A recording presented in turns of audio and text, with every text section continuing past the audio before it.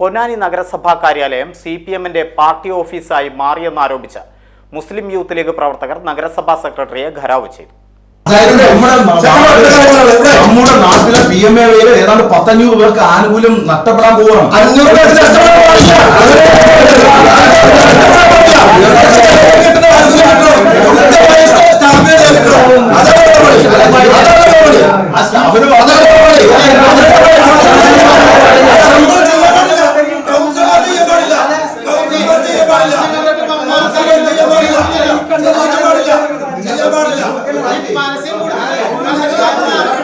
ഞാൻ ഇവിടുത്തെ പാവങ്ങളായിട്ടുള്ള ആ വീട് വെക്കുന്ന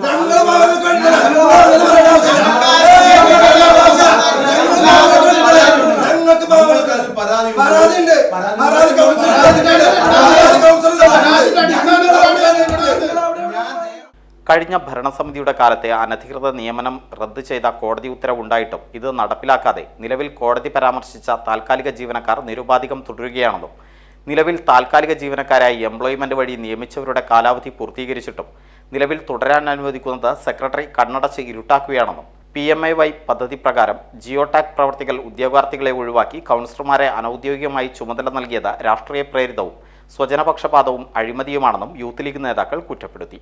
നിലവിൽ തൊഴിൽ രഹിതരായ നിരവധി യുവാക്കൾ ഉണ്ടെന്നിരിക്കെ ജനപ്രതിനിധികളെ ഉപയോഗിച്ച് രാഷ്ട്രീയ പ്രേരിതമായ ഗൂഢലക്ഷ്യമാണെന്നും കൂടാതെ ഹരിതകർമ്മസേന CPM അനുഭവമുള്ള NGOക്ക് കീഴിൽ പ്രവർത്തിക്കുകയാണെന്നും ഇതിലെ ജീവനക്കാർ ആരോഗ്യ വിഭാഗം പ്രവർത്തികൾ ഓഡിറ്റോറിയം പരിശോധന എന്നിവ നടത്തുന്നത് നിയമവിരുദ്ധമാണെന്നും സെക്രട്ടറിയുടെ പിടിപ്പുകേടാണ് ഇത്തരം പ്രവർത്തനങ്ങൾക്ക് കാരണമെന്നും ആരോപിച്ചാണ് നഗരസഭാ ഓഫീസ് താളം തെറ്റിയ നിലയിലാണെന്നും നഗരസഭാ ചെയർമാൻ രാജിവെക്കാൻ തയ്യാറാവണമെന്നും നേതാക്കൾ ആവശ്യപ്പെട്ടു. പൊന്നാനി നഗരസഭയിലെ അനധികൃത നിയമനവുമായി ബന്ധപ്പെട്ട് കഴിഞ്ഞ ദിവസം ഹൈക്കോടതിയുടെ ഒരു ഓർഡിനൻസ് ഇറങ്ങുകയുണ്ടായി. അതുമായി ബന്ധപ്പെട്ട് നിലവിലെ താൽക്കാലിക ജീവനക്കാരെ പിരിച്ചുവിടണമെന്ന് ആവശ്യപ്പെട്ടുകൊണ്ടാണ് മുസ്ലിം യൂത്ത് ലീഗ് മുനിസിപ്പൽ കമ്മിറ്റിയുടെ നേതൃത്വത്തിൽ ഇന്ന് സെക്രട്ടറിയെ ഘരാവ് ചെയ്തത്. നമുക്കറിയാം, ഇവിടെ നടക്കുന്ന രാഷ്ട്രീയ പ്രേരിതമായിട്ടും സ്വന്തക്കാരെയും ബന്ധക്കാരെയും നിയമിക്കുന്ന ഒരു സംവിധാനത്തിലൂടെ CPMന്റെ പാർട്ടി ഓഫീസായി ഈ മുനിസിപ്പൽ ഓഫീസ് മാറുന്നതിനെതിരെയാണ് ഞങ്ങൾ ഇന്ന് പ്രതിഷേധിച്ചിട്ടുള്ളത്. ഇവിടെ നിലവിൽ 9ഓളം പേര് നിലവിൽ ഈ ഉത്തരവ് ഇറങ്ങിയതിനു ശേഷവും താൽക്കാലികക്കാരായി തുടരുന്നുണ്ട് എന്നുള്ളതാണ് മനസ്സിലാക്കുന്നത്. ആ കാര്യത്തിൽ സെക്രട്ടറി വേണ്ട നടപടി സ്വീകരിക്കാമെന്ന് ഞങ്ങളോട് ഉറപ്പ് നൽകിയിട്ടുണ്ട്.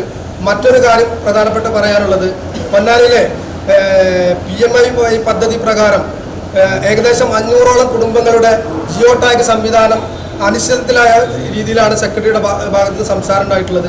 അതുമായി ബന്ധപ്പെട്ട് നഗരസഭയുടെ 2 കൗൺസിലർമാർ അതുമായി ബന്ധപ്പെട്ട് പല വാർഡുകളിൽ പോയിട്ട് ജിയോടാഗ് സംവിധാനം, അതായത് ഒരു ജിയോടാഗ് പ്രവൃത്തി പൂർത്തീകരിച്ചാൽ 40 രൂപയാണ് അതിന് ലഭിക്കുന്നത്.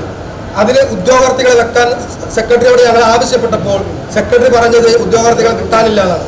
എന്നാൽ യഥാർത്ഥത്തിൽ ഇവിടെ ഉദ്യോഗാർത്ഥികൾ ലഭ്യമാണ് എന്നുള്ള കാര്യം ഇപ്പോൾ മനസ്സിലായി. കാരണം ഈ കഴിഞ്ഞ 8-ാം തീയതി സെക്രട്ടറി പത്രത്തിൽ കുറിപ്പ് കൊടുക്കുകയും അതിന്റെ അടിസ്ഥാനത്തിൽ ഇപ്പോൾ ഉദ്യോഗാർത്ഥികൾ എത്തിയിട്ടുമുണ്ട്.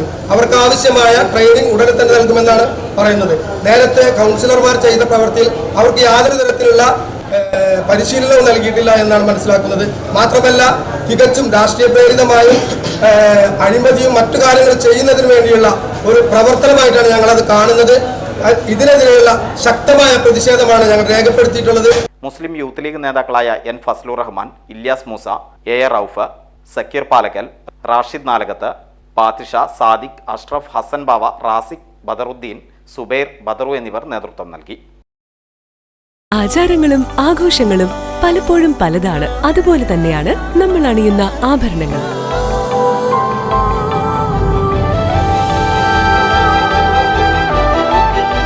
ജീവിതത്തിലെ ഓരോ നിമിഷങ്ങളും അവിസ്മരണീയമാക്കുന്നു Azad gold and diamonds. Azad gold and diamonds, Thazhepalam, Tirur.